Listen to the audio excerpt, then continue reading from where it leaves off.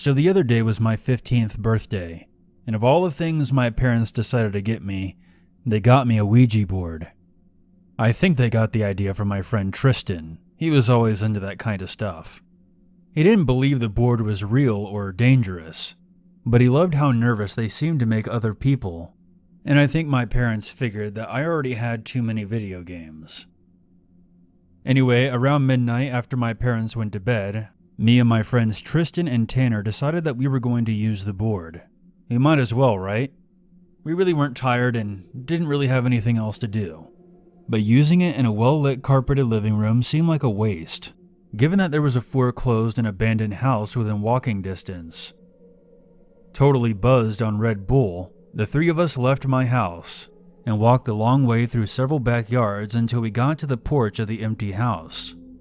We opened the box and set up the board, and with no grace or respect, we started playing around with the planchette like stupid morons. We asked pointless questions and tried to fake each other out a bit, but Tanner and I were still kinda nervous, concerned that we may be messing with something that we weren't really supposed to. Tristan was guiding the planchette around when he asked, "Okay, are there any spirits here?" The planchette then moved over to the word yes. It was so fluent and direct that it caught me off guard. "Are you a good spirit?" Tristan asked without hesitation. The planchette moved swiftly over to the word no. "Wow, you're getting pretty good at this," I said to Tristan. "It's not me. I thought you were doing it." "Oh, you're full of shit," I responded, not really believing him. "Can you see us?" my friend Tanner asked. From the window next to us, there came a tapping from the inside. We glanced over and saw a pair of handprints reflected against the inside of the glass.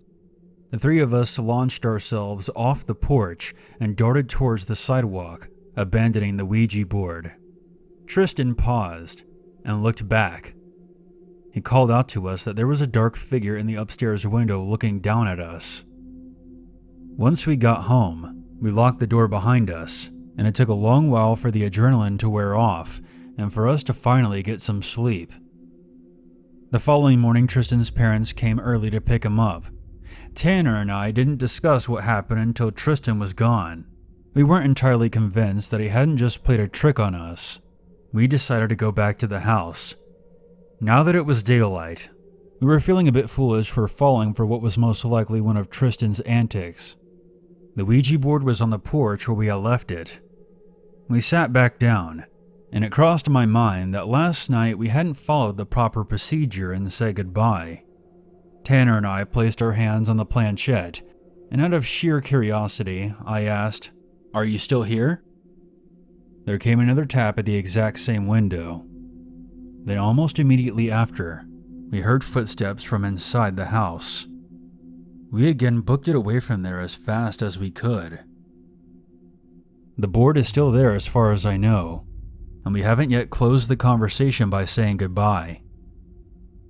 I suppose there could be some crazy homeless guy squatting at that house messing with us, but those handprints that suddenly appeared on the window were definitely child-sized.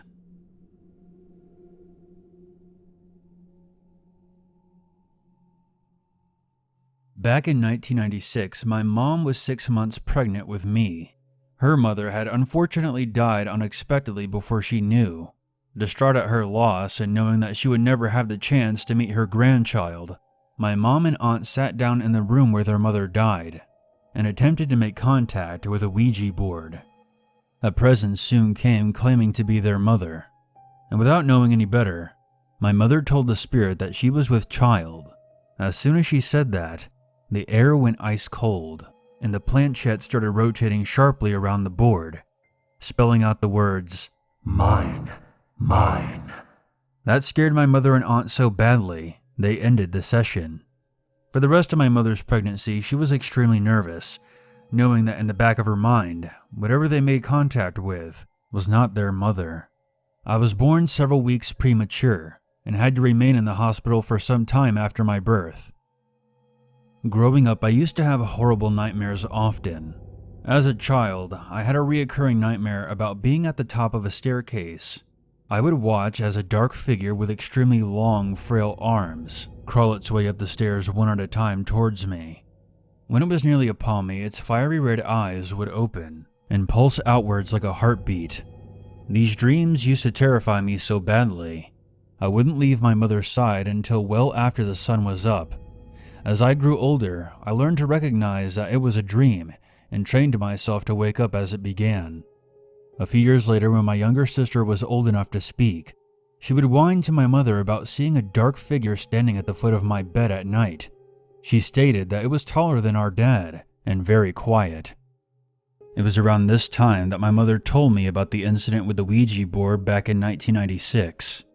She called a local pastor over to bless the entire house, especially my bedroom.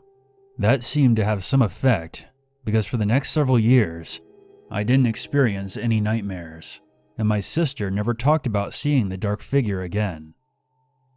When I was in high school, I moved downstairs to the basement and set up a bedroom area.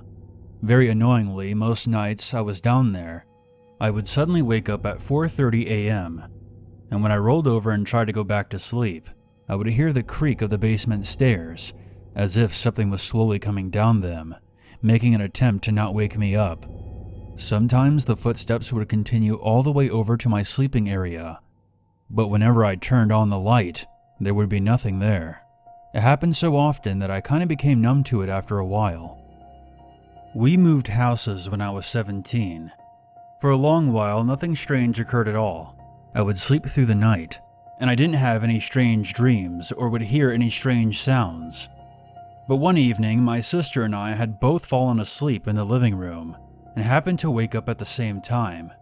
There was a tall figure standing at the front entryway. I would have dismissed it as just an optical illusion, but my sister and I both heard a whisper that made our hearts skip a beat. "I found you." When we turned on the lights, there was nothing there, and once again we had the house blessed. As of today, I live in Florida with my new husband. I saw it for the first time in a long while crouched on the roof of my new house late at night.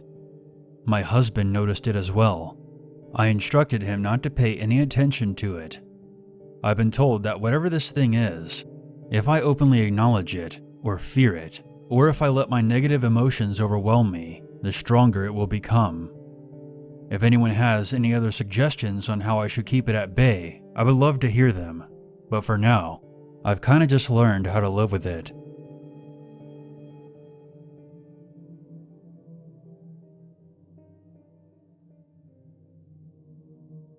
I did something extremely stupid. Before I continue, I want to stress that you should never attempt this. It's the same principle as poking the lion at a zoo. You don't ever want that lion getting free.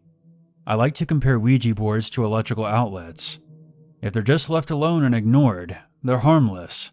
Using them carefully and appropriately, you can successfully make use of them as a conduit and transfer energy. However, way too many people are stupid and curious, and just jam paper clips in there and unleash hell. When I was in high school, I read the Divine Comedy. When Dante is wandering through the depths of hell, he encounters all those dead and tortured spirits who ask him for information about life on the surface among the living.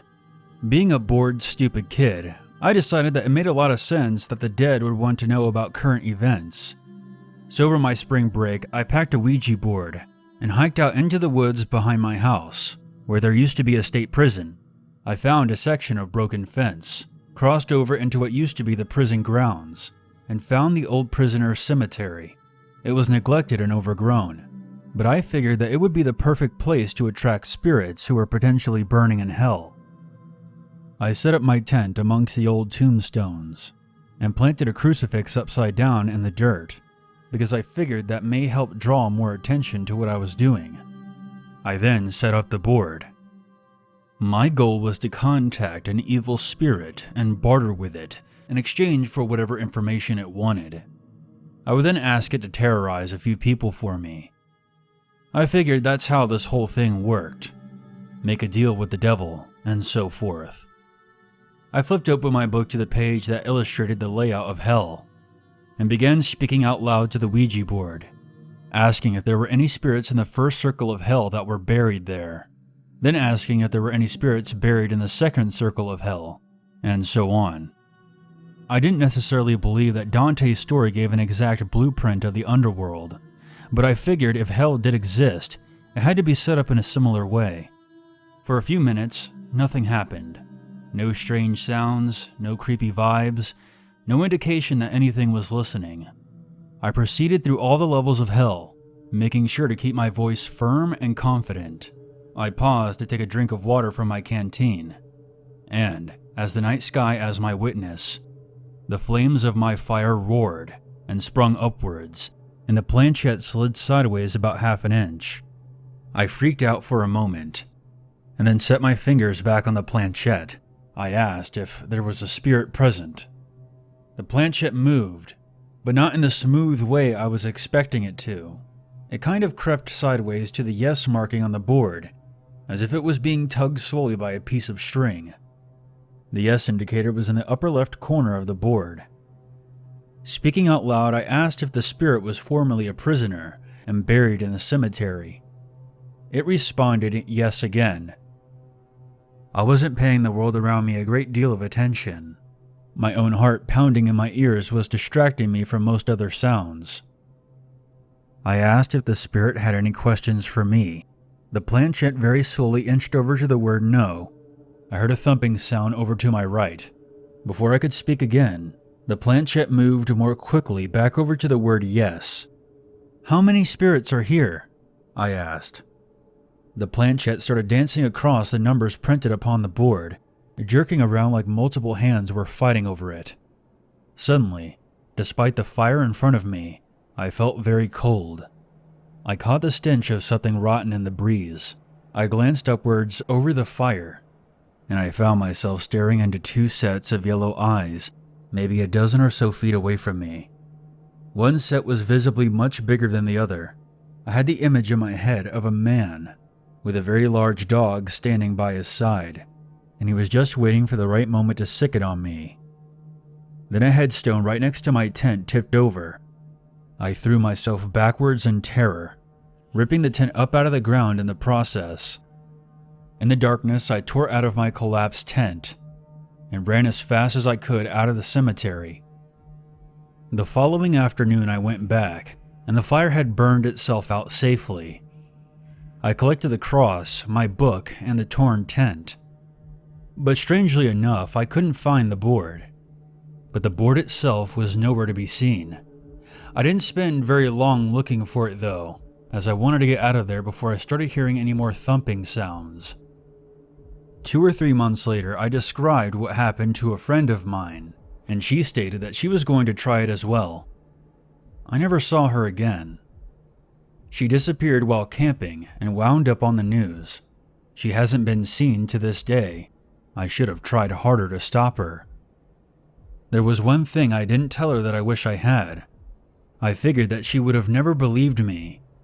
It wasn't just the tombstone falling over that scared me. I had felt, more than I heard, a thump coming from under the earth. I wonder if the entities I spoke to that night were attempting to drag me down to hell with them. And I wonder if my friend wasn't able to move as quickly as I did.